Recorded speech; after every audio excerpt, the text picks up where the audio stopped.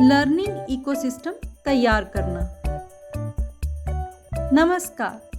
पिछले सत्र में हमने जाना था कि अभिभावकों का स्कूल और घर के बीच सहयोग बच्चों के विकास में कितनी मददगार भूमिका निभाता है। आज हम बात करेंगे कि लर्निंग इकोसिस्टम क्या है और यह बच्चों के लिए कैसे लाभकारी हो सकता है। उद्देश्य: लर्निंग इकोसिस्टम क्या है यह जानेंगे। लर्निंग इकोसिस्टम तैयार करने की आवश्यकता समझेंगे।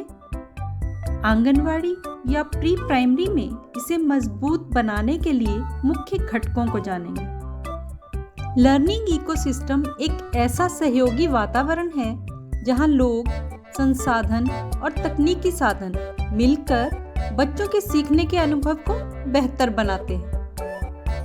आंगनवाड़ी या प्री प्राइमरी में लर्निंग इकोसिस्टम की जरूरत क्यों है? समग्र विकास: बच्चों के शारीरिक, मानसिक, सामाजिक और भावनात्मक विकास के लिए लर्निंग इकोसिस्टम की आवश्यकता है। खेल, रचनात्मक गतिविधियां और कहानियां बच्चों को सीखने का अवसर देती हैं। सक्रिय सीखने का वातावरण: बच्चों को एक ऐसा वातावरण चाहिए जहां वे प्रयोग और अनुभव से सीख सकें, जैसे एक प्राकृतिक कोना जहां वे पौधे को पानी दें और तितलियां देखें। अभिभावकों की भागीदारी: माता पिता का सहयोग बहुत जरूरी है ताकि वे बच्चों के खेल आधारित गतिविधियों में शामिल हों और उनके विकास को समझ सकें। समुदाय का सहयोग: स्थानीय शिक्षक, स्वास्थ्य कार्यकर्ता और समाज के अन्य सदस्य बच्चों के विकास में योगदान कर सकते हैं, जिससे एक समग्र सीखने का वातावरण तैयार होता है। तकनीकी और शिक्षण सामग्री का उपयोग: साधारण डिजिटल साधन जैसे वीडियो, ऑडियो, कहानियां और रंगीन किताबें बच्चों की रुचि और समझ को बढ़ाते हैं। उदाहरण के तौर पर जादुई पिटारा जैसी सामग्री बच्चों को मजेदार तरीके से सिखाती है। आंगनवाड़ी कार्यकर्ता की भूमिका: आंगनवाड़ी कार्यकर्ता बच्चों के विकास के लिए कहानी सुनाना, चित्रकारी, खेलकूद और अन्य रचनात्मक गतिविधियां आयोजित करती हैं। यहाँ बच्चों को पोषक आहार, स्वास्थ्य जांच और टीकाकरण पर ध्यान दिया जाता है, जो शारीरिक और मानसिक विकास में मदद करता है। आंगनवाड़ी और स्कूलों में बच्चों के लिए सुरक्षित और प्रेरणादायक वातावरण होना चाहिए, जहां वे खुलकर सवाल पूछ सकें और अपने विचार साझा कर सकें।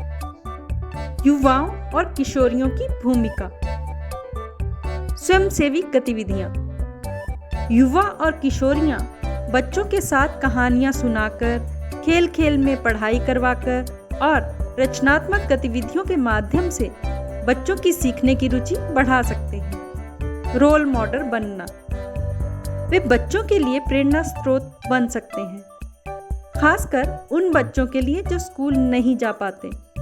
वे स्वच्छता, स्वास्थ्य और पोषण के महत्व को भी साझा कर सकते हैं। ग्राम पंचायत की भूमिका: शिक्षा को प्राथमिकता देना: ग्राम पंचायतें शिक्षा को प्राथमिकता देकर आंगनवाड़ी केंद्रों और प्री स्कूलों के लिए जरूरी संसाधन मुहैया करा सकती हैं। स्थानीय सहयोग: पंचायतें आंगनवाड़ी केंद्रों के बुनियादी ढांचे को मजबूत करने में मदद कर सकती हैं, जैसे सफाई, खेल सामग्री और शैक्षिक सामग्री का प्रबंधन। शिक्षा जागरूकता: पंचायतें शिक्षा के प्रति जागरूकता अभियान चला सकती हैं, जिससे माता पिता और समुदाय को बच्चों के विकास में योगदान करने के लिए प्रेरित किया जा सके। माता पिता की भूमिका: माता पिता को बच्चों की शिक्षा और स्वास्थ्य में भागीदारी के लिए प्रेरित किया जाता है। उन्हें आंगनवाड़ी गतिविधियों में भाग लेने और बच्चों की प्रगति को समझने के लिए आमंत्रित किया जाता है। आंगनवाड़ी और स्कूल नेटवर्किंग की भूमिका: आंगनवाड़ी और स्कूलों के बीच बेहतर तालमेल से बच्चों के भविष्य के लिए मजबूत आधार तैयार किया जा सकता है। आंगनवाड़ी और स्कूलों के बीच पाठ्यक्रम और शिक्षण विधियों में निरंतरता बनाई जा सकती है। स्कूल और आंगनवाड़ी केंद्र मिलकर शैक्षिक सामग्री और संसाधनों का आदान प्रदान कर सकते हैं। स्कूल, आंगनवाड़ी और अन्य संसाधन मिलकर सामुदायिक स्तर पर गतिविधियां और कार्यशालाएं आयोजित कर सकते हैं। कुछ आंगनवाड़ियों में आधुनिक तकनीकी साधनों जैसे ऑडियो वीडियो सामग्री, खेल आधारित ऐप्स और ई-लर्निंग टूल्स का उपयोग किया जा रहा है ताकि बच्चों के लिए सीखना मज़ेदार और प्रभावी हो सके। तो आज हमने जाना कि लर्निंग इकोसिस्टम एक सहयोगी वातावरण है जहां स्कूल, घर, समुदाय और तकनीकी संसाधन मिलकर बच्चों के समग्र विकास में योगदान करते हैं। आंगनवाड़ी और प्री प्राइमरी में यह सक्रिय सीखने और अभिभावकों की भागीदारी को बढ़ावा देता है। समुदाय और पंचायतों का सहयोग बच्चों के लिए बेहतर शिक्षा के अवसर सुनिश्चित करता है और तकनीकी साधन सीखने को और मज़ेदार बनाते हैं। आज की असाइनमेंट है जूम कॉल के लिए चर्चा का एजेंडा। आपके आंगनवाड़ी या प्री प्राइमरी केंद्र में साल भर मनाए जाने वाले विभिन्न कार्यक्रमों, त्योहारों और उत्सवों की सूची तैयार करें। प्रत्येक कार्यक्रम या उत्सव के लिए समुदाय के किन किन लोगों को आमंत्रित किया जाएगा, इसकी भी सूची बनाएं और हमारे साथ साझा करें। धन्यवाद।